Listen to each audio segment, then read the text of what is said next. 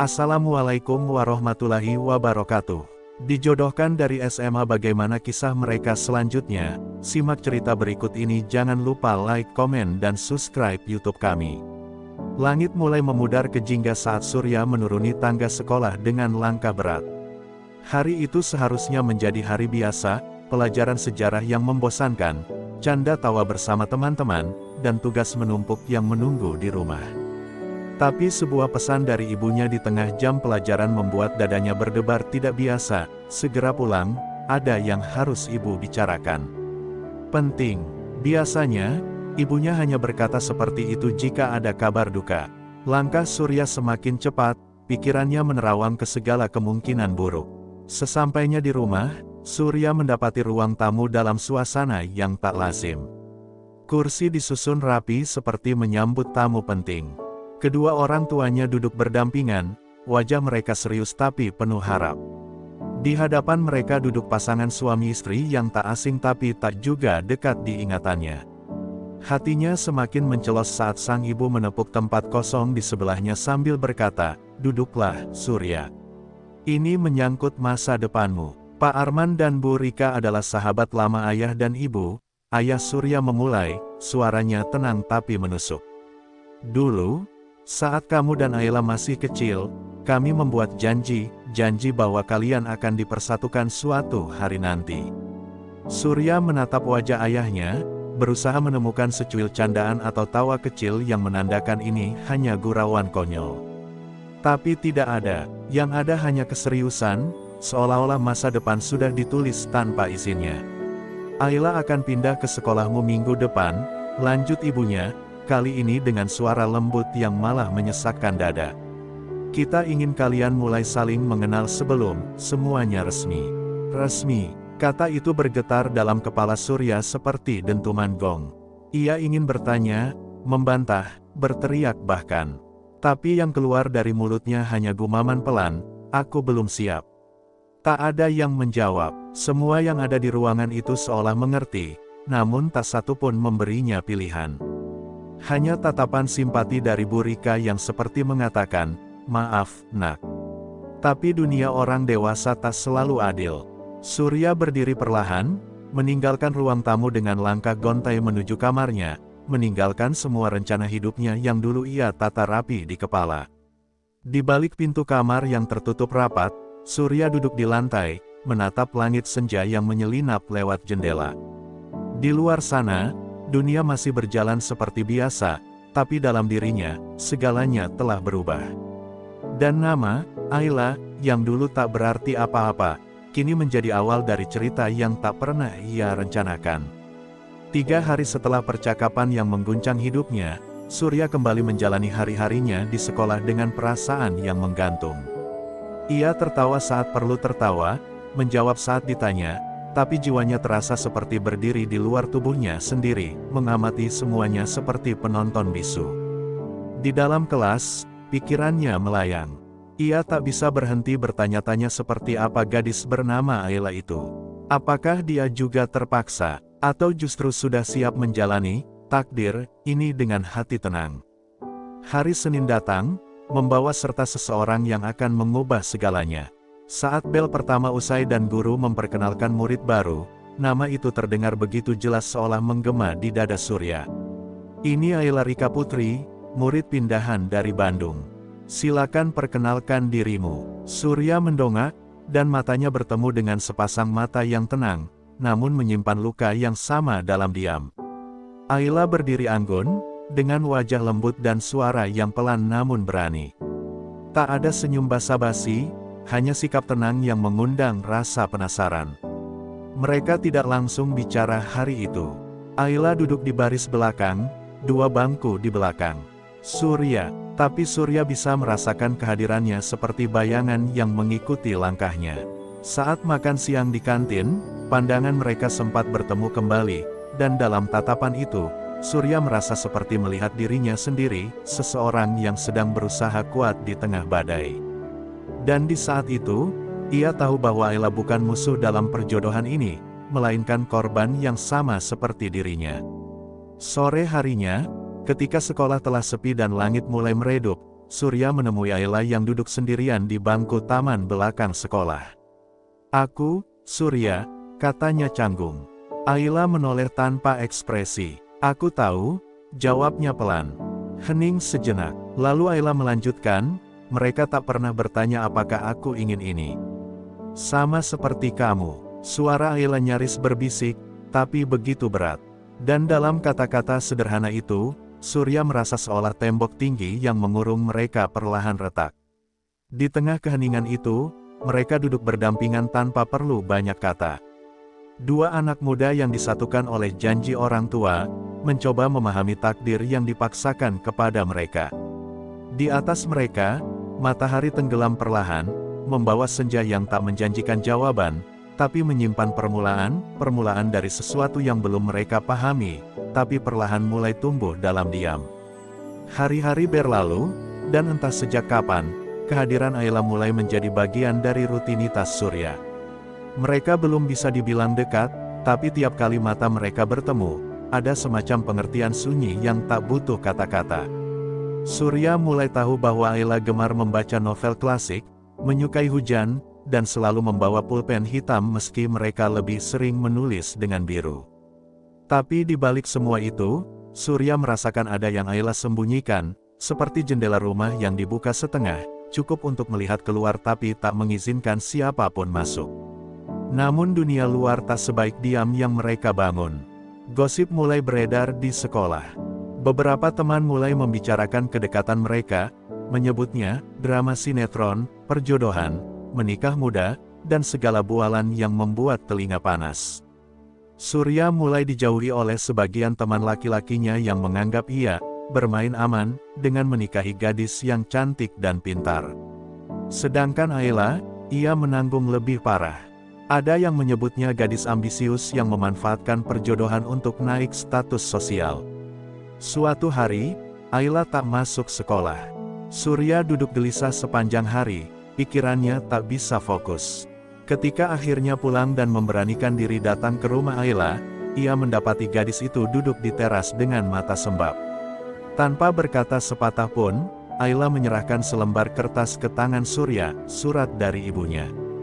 Di situ tertulis bahwa keluarga Ayla sedang mempertimbangkan membatalkan perjodohan demi menghindari tekanan sosial yang kian keras.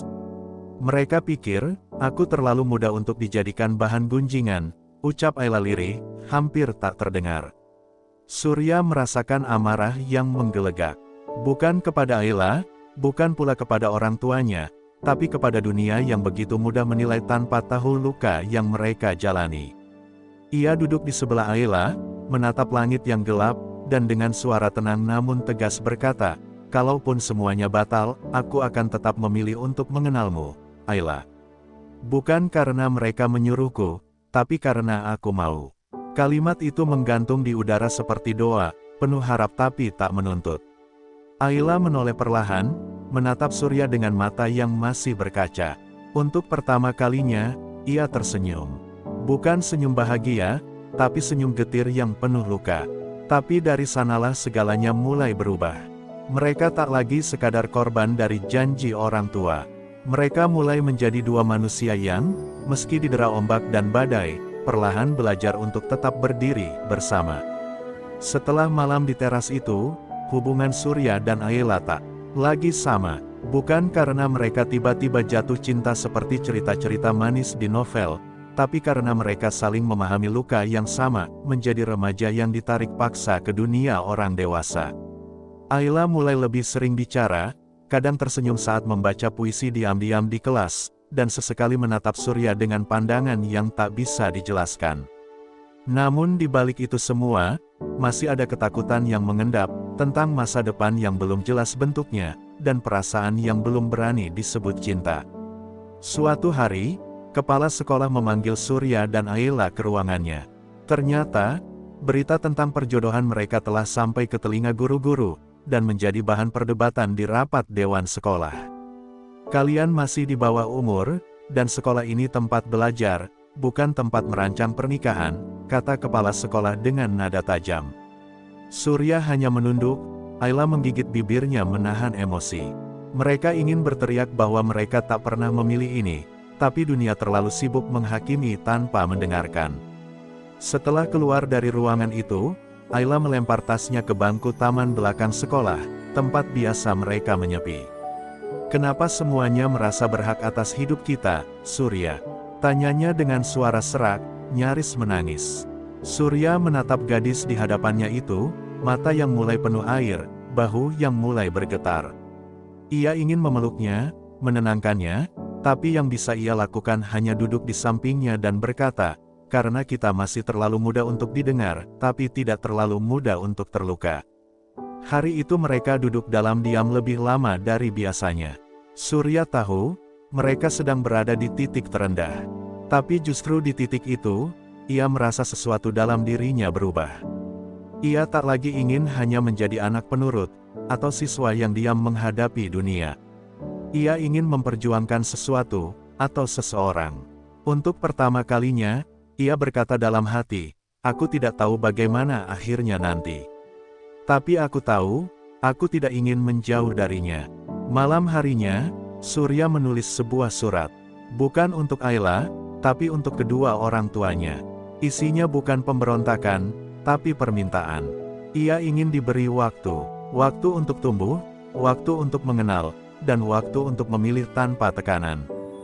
Di akhir surat itu, ia menuliskan satu kalimat yang membuat ibunya menangis diam-diam saat membacanya. "Jika nanti aku memilih Ayla, biarlah itu karena aku mencintainya, bukan karena aku harus." Waktu berjalan seperti aliran sungai yang tenang tapi pasti. Surya dan Ayla tetap berdampingan, meski tak ada ikatan resmi yang mengikat selain kebersamaan yang tumbuh perlahan. Orang tua mereka akhirnya memberi ruang setelah membaca surat Surya, sebuah ruang yang tidak pernah mereka bayangkan sebelumnya. Ayla kembali tersenyum, kali ini lebih lepas, lebih hidup. Surya mulai menemukan semangatnya lagi di sekolah, meski pandangan dan bisik-bisik masih sesekali menyapa langkah mereka. Tapi kini, mereka tak lagi gentar. Mereka berjanji untuk mengejar mimpi masing-masing terlebih dahulu. Ayla ingin menjadi psikolog, katanya, agar bisa memahami luka yang tak terlihat, seperti luka yang dulu dia sendiri rasakan. Surya ingin masuk jurusan teknik, agar bisa membangun sesuatu yang nyata, sesuatu yang kokoh, seperti komitmen mereka yang pelan-pelan tumbuh. Mereka belajar lebih keras, bukan hanya demi nilai, tapi demi membuktikan bahwa cinta bisa menunggu. Bahwa cinta tidak harus terburu-buru, dan bahwa perasaan tulus lebih kuat dari sekadar ikatan di atas kertas. Suatu senja setelah kelulusan, mereka kembali ke taman belakang sekolah, tempat pertama mereka saling bicara dengan jujur. Angin sore mengibaskan ujung kerudung Ayla, dan Surya duduk di sampingnya, membawa sebuah kotak kecil. "Bukan cincin," katanya cepat, saat Ayla memandangnya dengan mata lebar. Ia membuka kotak. Itu, sebuah gantungan kunci kecil berbentuk daun maple, simbol musim gugur yang Ayla bilang paling ia suka. "Aku cuma mau bilang, aku tetap di sini. Meskipun kita belum tahu apa yang terjadi besok." Ayla menggenggam gantungan itu seperti benda rapuh yang sangat berharga. "Aku juga tetap di sini," ucapnya, nyaris berbisik. Mata mereka saling menatap, tidak dengan gairah sesaat, tapi dengan ketenangan yang lahir dari kebersamaan yang diuji. Mungkin belum ada kata cinta yang lantang di antara mereka, tapi dunia tahu, ada sesuatu yang jauh lebih dalam tumbuh di antara dua hati muda itu, saling percaya. Beberapa tahun kemudian, dalam sebuah upacara sederhana di pelataran rumah, Ayla berdiri mengenakan kebaya putih, dan Surya tersenyum penuh haru saat mengucap akad. Mereka tidak menikah karena perjanjian lama yang dibuat orang tua, tapi karena mereka akhirnya memilih satu sama lain. Bukan karena takdir yang diwariskan, tapi karena cinta yang mereka tumbuhkan sendiri. Dan di bawah langit senja yang pernah menyaksikan air mata dan diam mereka, janji itu akhirnya terucap dengan penuh keyakinan, bukan lagi janji yang diwariskan, tapi janji yang diperjuangkan.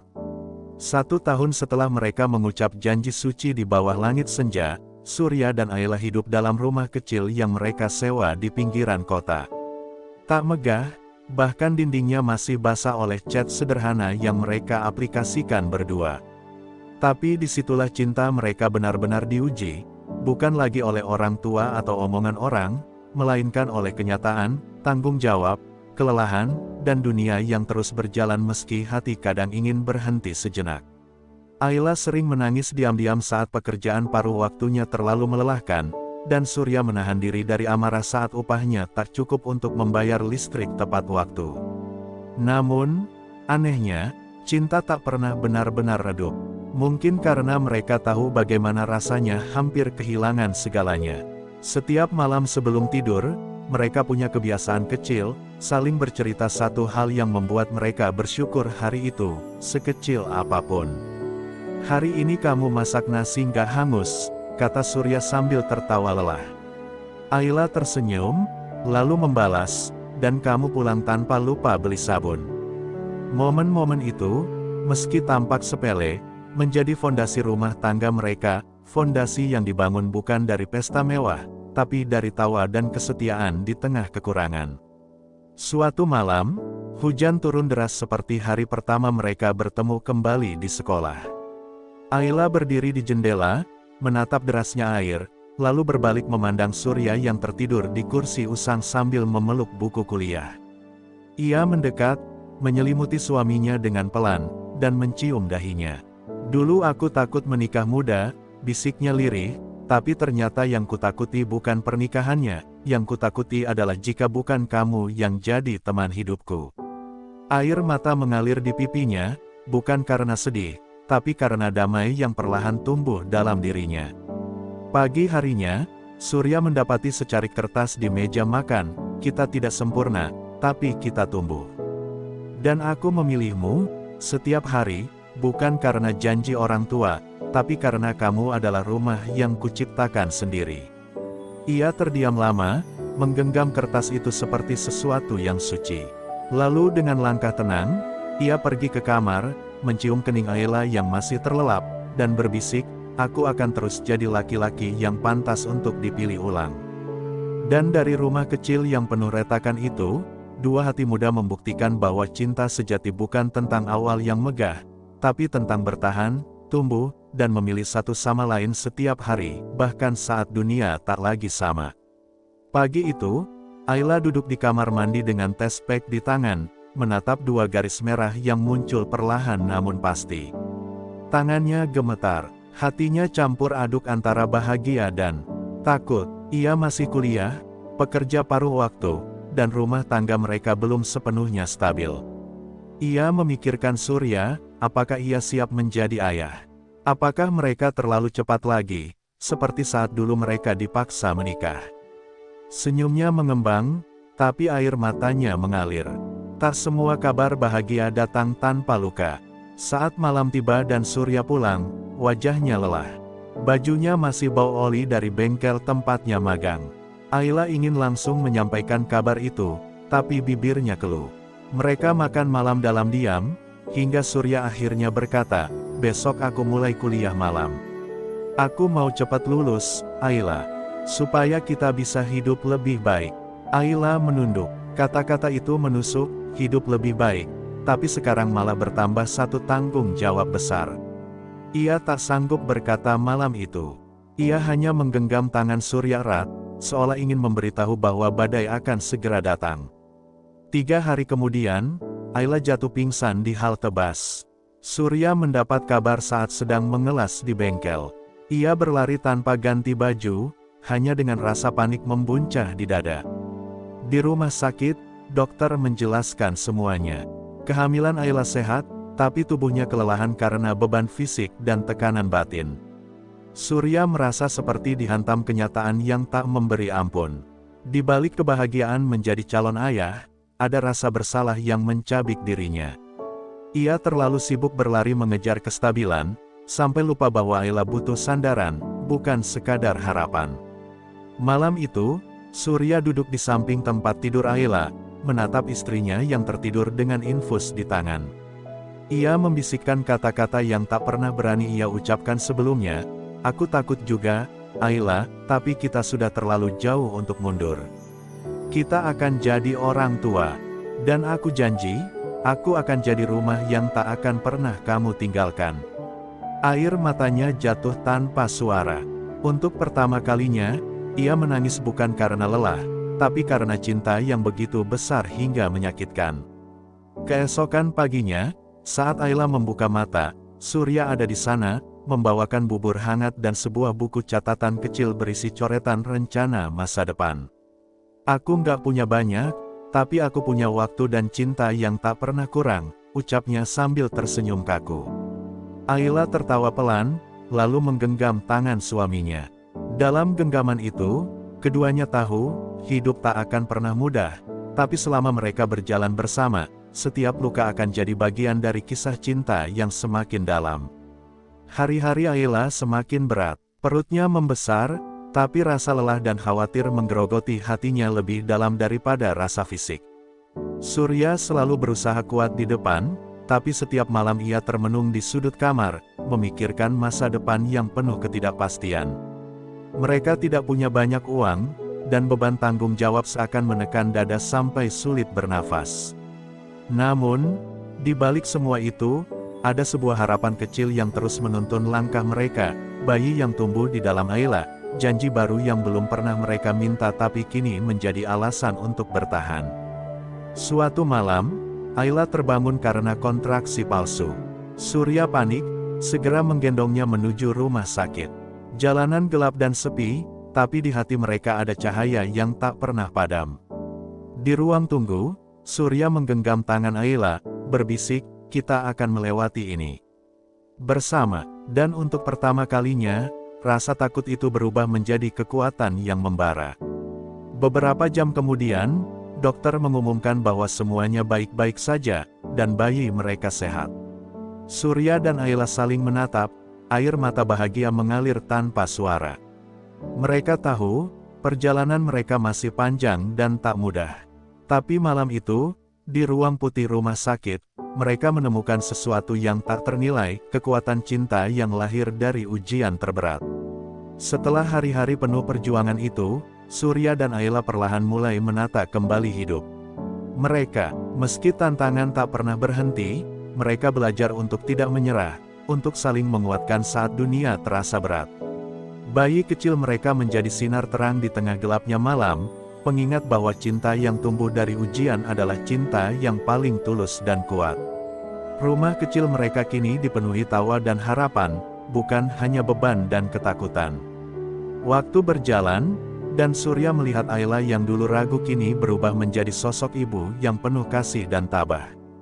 Ia tahu, keputusan mereka untuk menjalani hidup bersama bukanlah pilihan mudah, tapi adalah pilihan yang membentuk mereka menjadi lebih baik.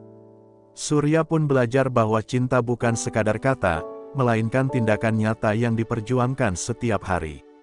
Di balik setiap peluh dan air mata, ada janji yang tak pernah pudar. Mereka bukan hanya berhasil melewati perjodohan dan menikah muda, tapi berhasil membangun keluarga yang bahagia dan penuh cinta dengan cara mereka sendiri. Surya dan Ayla membuktikan bahwa kebahagiaan bukan soal waktu atau usia, tapi tentang kesungguhan hati dan keberanian untuk memilih satu sama lain, walau dunia kadang tak mendukung. Kisah mereka adalah pengingat bahwa cinta sejati adalah proses, bukan hasil instan. Terima kasih sudah menyimak perjalanan Surya dan Ayla, dua jiwa muda yang berani memilih cinta dalam segala ketidakpastian. Semoga kisah ini menginspirasi kalian semua untuk percaya bahwa setiap ujian dalam hidup adalah ladang untuk menanam benih kebaikan dan harapan. Jangan pernah takut memilih cinta yang tulus, dan teruslah berjuang untuk kebahagiaanmu. Sebelum kita akhiri, saya ingin mengucapkan terima kasih yang sebesar-besarnya kepada kalian, para penonton setia channel ini. Doa saya, semoga kalian selalu diberi kekuatan, kebahagiaan, dan keberanian dalam menjalani hidup. Jangan lupa untuk terus mendukung dengan like, komen, dan subscribe agar kisah-kisah inspiratif seperti ini bisa terus hadir untuk menemani hari-hari kalian. Sampai jumpa di cerita berikutnya, tetap semangat dan salam cinta.